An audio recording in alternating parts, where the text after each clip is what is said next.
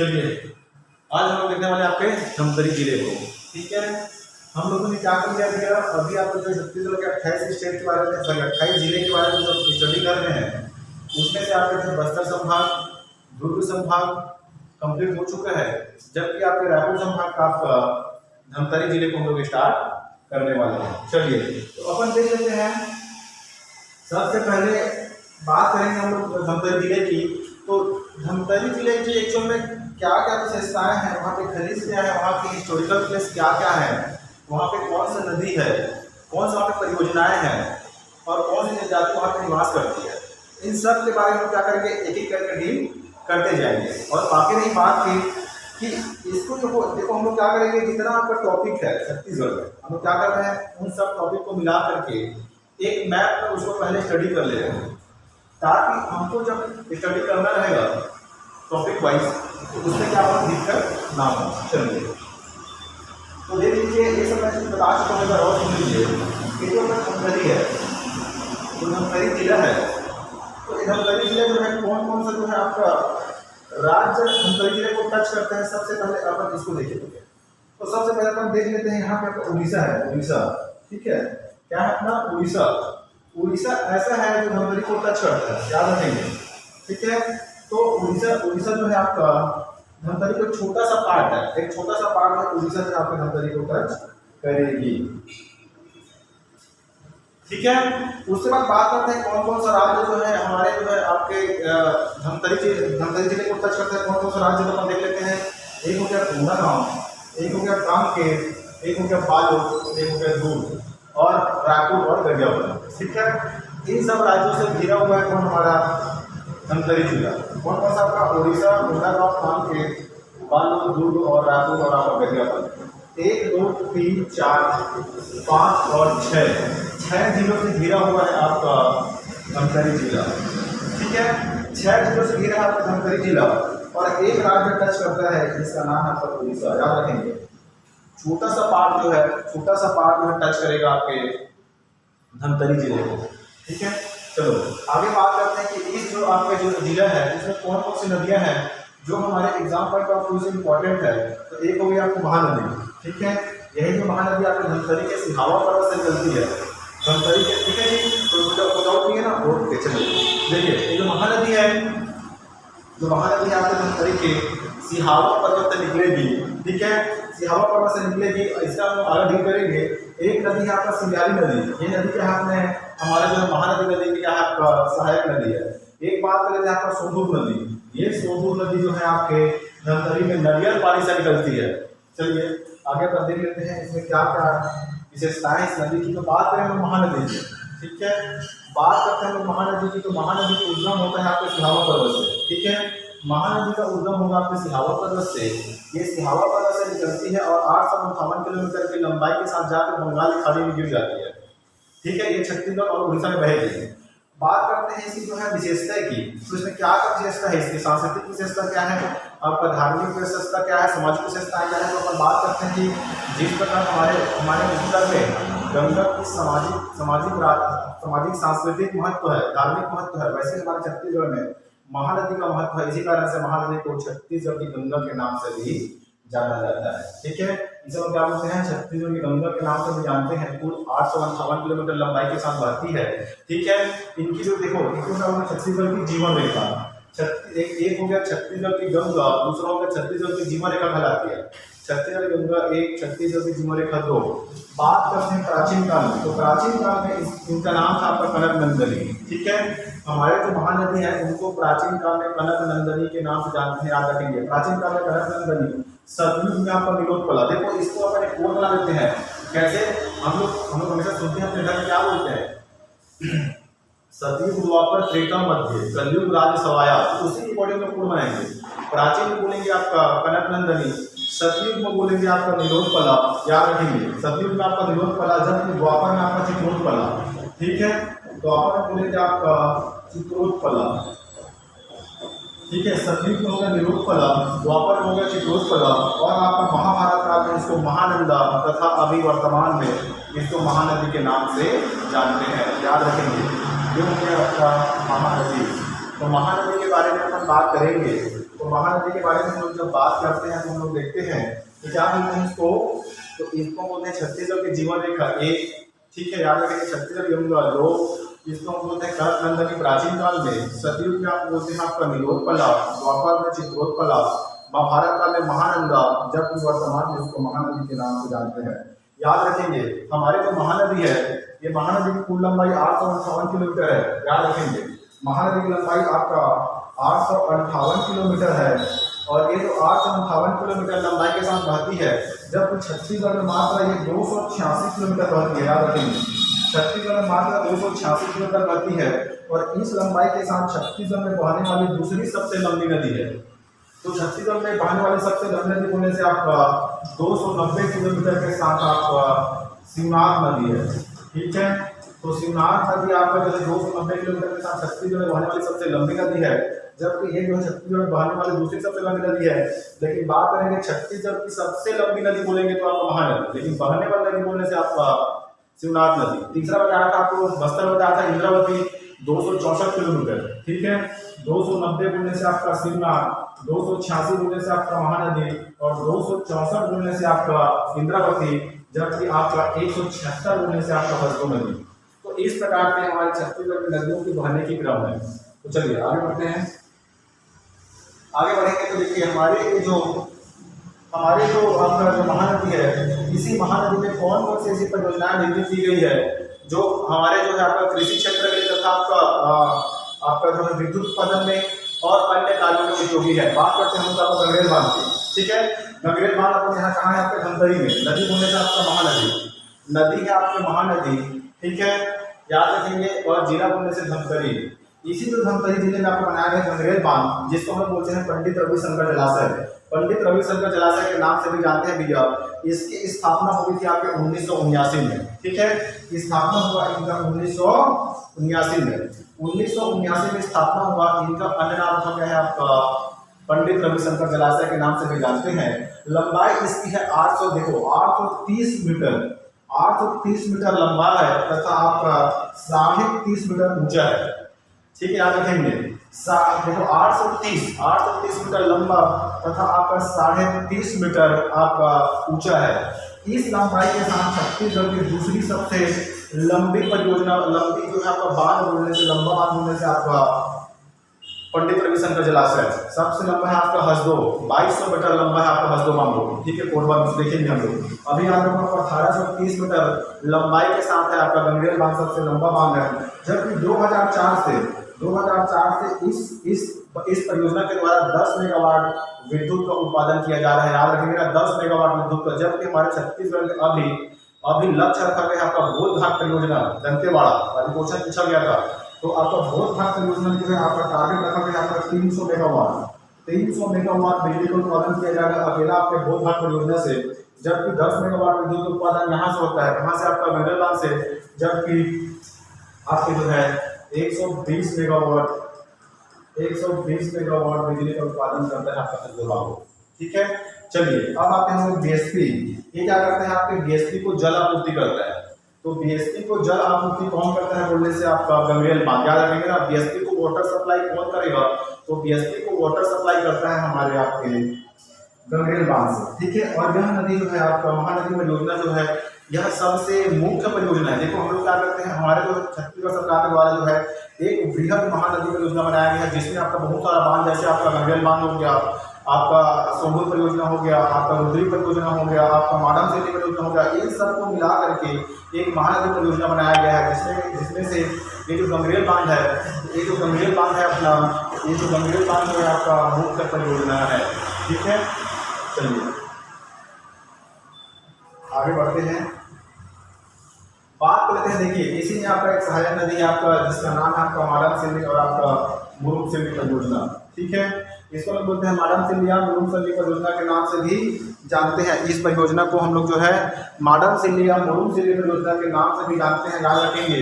ठीक है, कहाँ है आपका नदी बोलने से सिरियारी नदी है आपका सिरियारी नदी है। देखो नदी है आपका सिरियारी नदी, और आपका यहाँ जो परियोजना है उसका नाम है आपका माडम सिल्ली या मुरुम सिल्ली।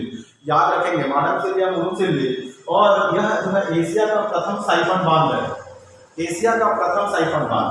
साइफन मतलब क्या होता है? साइफन मतलब ऐसा होता है, देखो अभी हम लोग वर्तमान में अभी जो घटना घटी थी, मतलब न्यूज में आया था, एक कुम्हार ने एक ऐसा दिया बनाया था, वो क्या था, एक साइफन लूप। मतलब कहने का मतलब ये है कि एक ऐसा बांध है, जब जैसे बांध पूरा फुल हो जाता है तो इसका गेट ऑटोमेटिक खुल जाता है, और जैसे बांध का वाटर लेवल कम होता है वो बांध जो गेट अपने आप बंद हो जाता है। इसको बोलते हैं एशिया का प्रथम साइफन, ठीक है, ऑटोमेटिक चले, ठीक है। तो एशिया का प्रथम साइफन बांध बोलने से आपका मॉडर्न से लिया मून से लेकर योजना, ये है आपके धमतरी में, ठीक है, याद रखेंगे धमतरी में। चलिए अब बात करें तब डुगरी बैराज, ये है आपका महानदी में, ठीक है।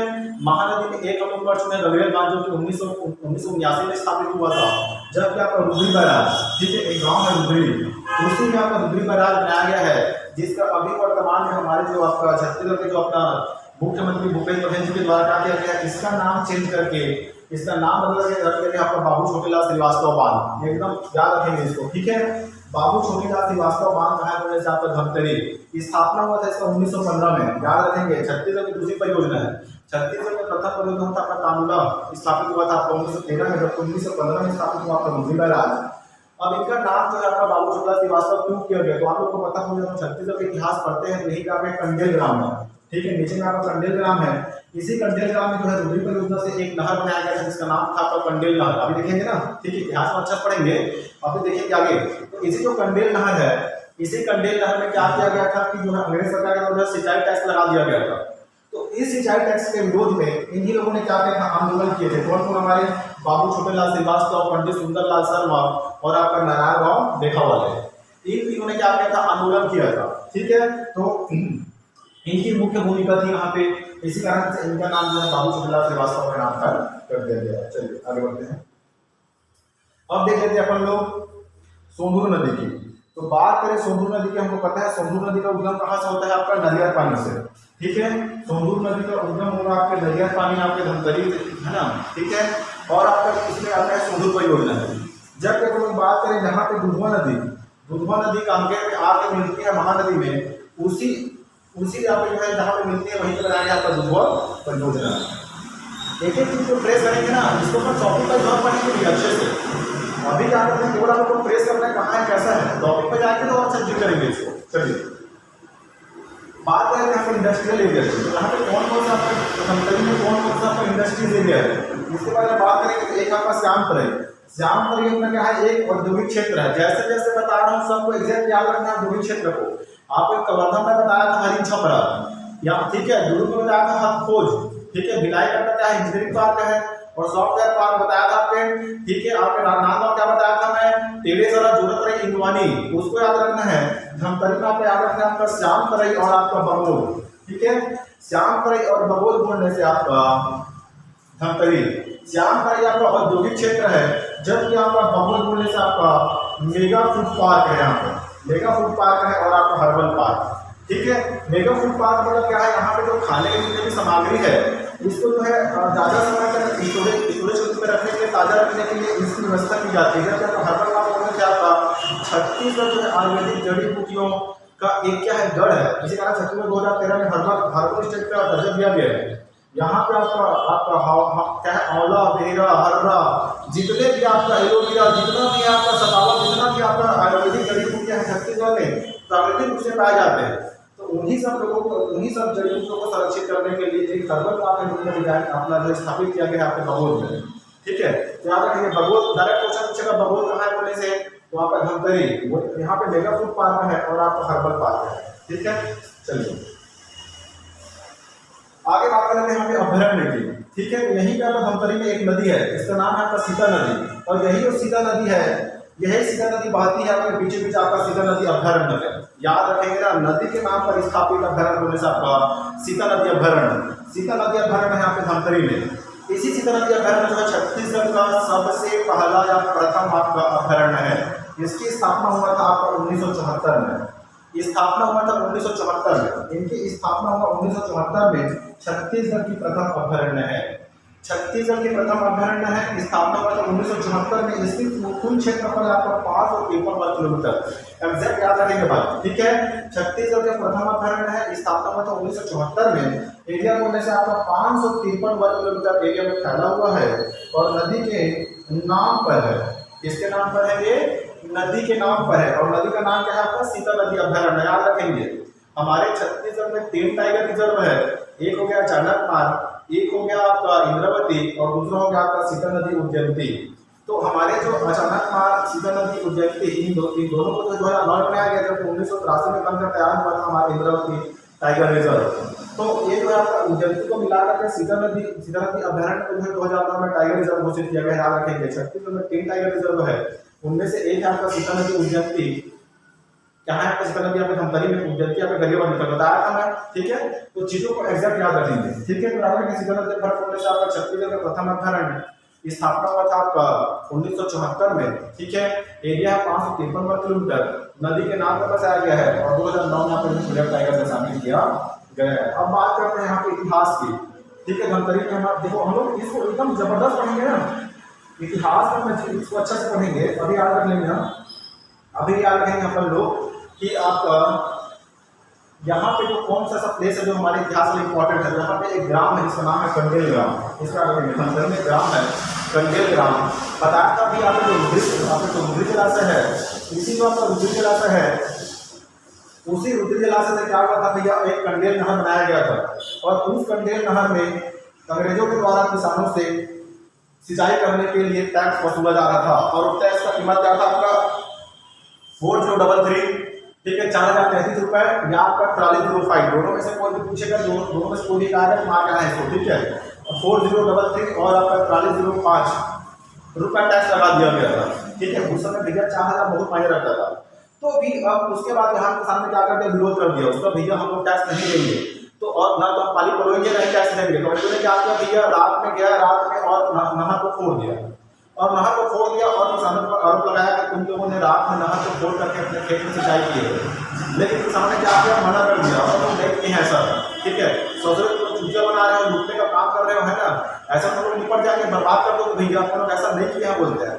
तो हमें लोग मानते हैं और क्या बोलते हैं कि इन लोग यदि टैक्स नहीं देंगे, पानी जो कलोए चुरा के पानी कलोए हैं, अब इन लोग छोटा लोग क्या बोलते हैं? अरे चुरा लिए हैं, पैसा करो। इनके जो जितने भी आपका मवेशी है सबको कुकी कर दो बोलता है। क्या बोलता है? कुकी कर दो, मतलब नीलाम कर दो बोलता है। तो इतने जितना मवेशी है, गाय बैल भैंस सबको पकड़ के नीलाम करने लगता है। लेकिन यहाँ पे 3 विद्वान थे आपका, हमारे सुंदरलाल शर्मा, छोटेलाल श्रीवास्तव और आपका पंडित नारायण मेघावाले, ठीक है। तो इन तीनों ने क्या किया? पूरा गाँव घूमा और गाँव दूसरे गाँव के लोगों को बोला, यदि भैया तुम लोग हमारे मवेशी तो नहीं लोगे, क्योंकि आज जो परिस्थितियां हमारे ऊपर उत्पन्न हुई है, कल तुम्हारे ऊपर भी परिस्थितियां उत्पन्न हो सकती है। तो बाकी गाँव लोगों ने मान लिया और उनके मवेशी को नहीं खरीदा। यही हमारे सुंदरलाल शर्मा जी है, याद रखना, मुख्य भूमिका हमारे जो है सुंदरलाल शर्मा जी की है। सुंदरलाल शर्मा बोले कि हम लोग इतिहास अच्छा पढ़ेंगे। कौन है सुंदरलाल शर्मा? सुंदरलाल शर्मा जी हमारे 1918 में छत्तीसगढ़ के स्वप्नदृष्टा थे। इन्होंने क्या बोला था? छत्तीसगढ़ क्या है? जिसके उत्तर में नर्मदा और विंध्याचल है, ठीक है। जिनके उत्तर में विंध्याचल और नर्मदा नदी बहती है, जिसके पश्चिम में वेणगंगा तथा दक्षिण में इंद्रावती नदी बहती हो, जहाँ की स्त्रियां एक वस्त्र पहनती है, जहाँ पे कर्मा देखो क्या बोलते हैं? भारत का हृदय प्रांत है छत्तीसगढ़, जहाँ की हर सुबह स्वर्णिम हुआ करती है, जहाँ पे कर्मा ददरिया सुबह जैसे अनगिनत लोक नृत्यों की क्या होता है? फुहारे आपका जो है क्या होता है आपका मौसम के अनुसार फुफू फुफू बहते रहती है। ऐसा हमारा छत्तीसगढ़ है, ठीक है, जहाँ पे धान की फसल होती है, जिसको धान कटोरा के नाम से जाना जाता है। ऐसा हमारा छत्तीसगढ़ है, जहाँ की भाषा छत्तीसगढ़ है, वो छत्तीसगढ़ है। ऐसे हमारे स्वप्नदृष्टा थे हमारे सुंदरलाल शर्मा जी। तो सुंदरलाल शर्मा जी उस समय जान चुके थे कि उस समय महात्मा गांधी क्या किए थे? 1917 में कंडेल नहर सत्याग्रह कर चुके थे और उस सत्याग्रह में सफल हो चुके थे। तो इन्होंने क्या किया कि इस जो आपके जो इस आंदोलन थी, तो इस आंदोलन को जो है आपके चरम स्थिति में पहुंचाने के लिए कहाँ चले गए? कोलकाता चले गए 1920 में। 1920 में कलकत्ता अधिवेशन हो रहा था, वहीं गांधी जी से मिले और गांधी जी से आग्रह किया कि भैया आप चलिए हमारे छत्तीसगढ़ में, है ना, अंग्रेज लोग सच में निपटा दे रहे हैं, हम लोग को तो छोटा बना दिए हैं, ये लोग तो भैया खुद नाली को खोल देते हैं और टैक्स हमसे वसूलते हैं, ऐसा बोलता है। तो क्या होता है? उस समय गांधी जी को तो एक रास्ता चाहिए था, क्योंकि उस समय वो असहयोग आंदोलन छेड़ चुके थे। अब उस असहयोग आंदोलन में सब लोगों को पार्टिसिपेट करने के लिए वो तुरंत तैयार हो गए और छत्तीसगढ़ आ गए आपके याद रखेंगे आपका 20 दिसंबर 1920 को महात्मा गांधी रायपुर पहुंचे। ठीक है, महात्मा गांधी रायपुर पहुंचे आपका 20 दिसंबर 1920 को, और आपका 21 दिसंबर 1920 को कंडेल ग्राम पहुंचते हैं। लेकिन जैसे अंग्रेज लोगों को ये भनक लगती है कि गांधी जी छत्तीसगढ़ आने वाले हैं, ये लोग क्या करते हैं, उस आंदोलन को ऐसे ही क्या बोलते हैं, उस जो किसानों की मांग है उसको ऐसे मान लेते हैं, क्योंकि जानते हैं महात्मा गांधी एक बार आके बैठ गया तो सोच रहे उठेगा नहीं भैया वो। ठीक है, जहाँ पर जाता है उत्तर नहीं है वो, ऐसा बोलता है वो अंग्रेज लोग, है ना। तो अब लोग क्या करें, उससे आने पहले क्या कर दिया अपन, उस आंदोलन को जो है, उनके जो मांग है किसानों की, उसको जो है पूरा कर दिया गया। और इस प्रकार यह आंदोलन सफल रहा। इस प्रकार छत्तीसगढ़ का प्रथम सफल सत्याग्रह बोलने से आपका कंडेल नहर सत्याग्रह। इस सत्याग्रह को आपका जो है बारडोली और चंपारण सत्याग्रह के नाम से भी जाना जाता है। छत्तीसगढ़ के बारडोली और चंपारण सत्याग्रह के नाम से किसे जाना जाता है बोलने से आपका कंडेल नहर सत्याग्रह, याद रखेंगे। ठीक है, और यह जो किसान आंदोलन था ये एक असहयोग आंदोलन का हिस्सा था। ठीक है, तो महात्मा गांधी छत्तीसगढ़ आए थे, तो महात्मा गांधी जी के साथ देने के लिए मौलाना शौकत अली भी छत्तीसगढ़ आए थे महात्मा गांधी जी के साथ, याद रखेंगे ना। जब महात्मा गांधी छत्तीसगढ़ पहली बार आए थे तो महात्मा गांधी के साथ कौन आया था बोलने से आपका मौलाना शौकत अली। चलिए अब बात करते हैं, देखिए जैसे हमारा जो किसान आंदोलन समाप्त होता है कंडेल नहर सत्याग्रह, उसके बाद देश में क्या होता है, आपका असहयोग आंदोलन का एक भयंकर स्वरूप धारण कर लेता है। ठीक है, पूरे देश में असहयोग की भावना उत्पन्न हो जाती है। तो उसी के मद्देनजर हमारे छत्तीसगढ़ में सिहावा जंगल सत्याग्रह हो गया, क्योंकि छत्तीसगढ़ में असहयोग आंदोलन का एक हिस्सा था आपका सिहावा जंगल सत्याग्रह। यहाँ पे जो आपके वनवासी थे, यहाँ के जो निवासी थे, वो लोग जो है आपके जो अंग्रेजों के आपके जो है जो कठोर जो आर्थिक नीति थी, लूटपाट जो मचा रखे थे। ठीक है, उन्होंने क्या किया था, एक ऐसी वन नीति बना के रखा था जो हमारे पूरा वनवासियों और राज्य निवासी उनका पूरा आर्थिक शोषण हो रहा था।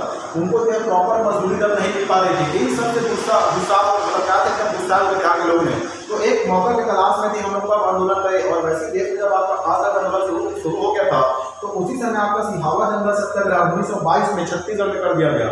और इनका नेतृत्व किए थे हमारे प्रिय भाई सुंदरलाल शर्मा जी, बाबू छोटेलाल श्रीवास्तव और आपका नारायण राव मेघा वाले। तीनों के तीनों ने क्या किया था, आपका सिहावा जंगल सत्याग्रह का नेतृत्व किया था। क्या रखेंगे, छत्तीसगढ़ में प्रथम जंगल सत्याग्रह कहाँ हुआ बोले से आपका सिहावा जंगल सत्याग्रह 1922 में, जो कि आपका एक असहयोग आंदोलन का क्या था, आपका हिस्सा था। जैसे ही आपका असहयोग आंदोलन समाप्त होता है और हमारा आपका सिहावा जंगल सत्याग्रह भी समाप्त हो जाती है। बात करते हैं अपन दूसरा जंगल सत्याग्रह की, आपका 1930 में आपका घाटा सिल्ली जंगल सत्याग्रह होता था 1930 में।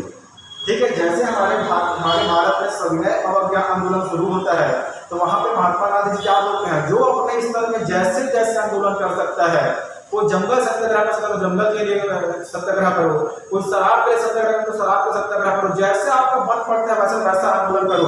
तो हमारे छत्तीसगढ़ के लोगों ने क्या किया भैया, 1930 में आपका जंगल सत्याग्रह शुरू कर दिया। इसमें आपका प्रथम सत्याग्रह था आपका घाटा सिल्ली जंगल सत्याग्रह 1930 में। ठीक है, और इसका देखो यहाँ इसमें आ जाता है कि इस जो 1930 में जो है हमारे जो घाटा सिल्ली जंगल सत्याग्रह में सुंदरलाल शर्मा जी नहीं थे, इसमें आएगा आपका नारायण, आपको देखो बाबू छोटेलाल श्रीवास्तव और नारायण राव मेघा वाले, जबकि आपका तीसरा पर्सन आ जाएगा आपका नथुराम जगताप। ठीक है, ये तीसरा पर्सन आपके सामने जाएगा आपके घाटा सिल्ली जंगल सत्याग्रह में। अब बात करते हैं हम लोग, अब देखो फिर से आता है रुद्रीनवागांव।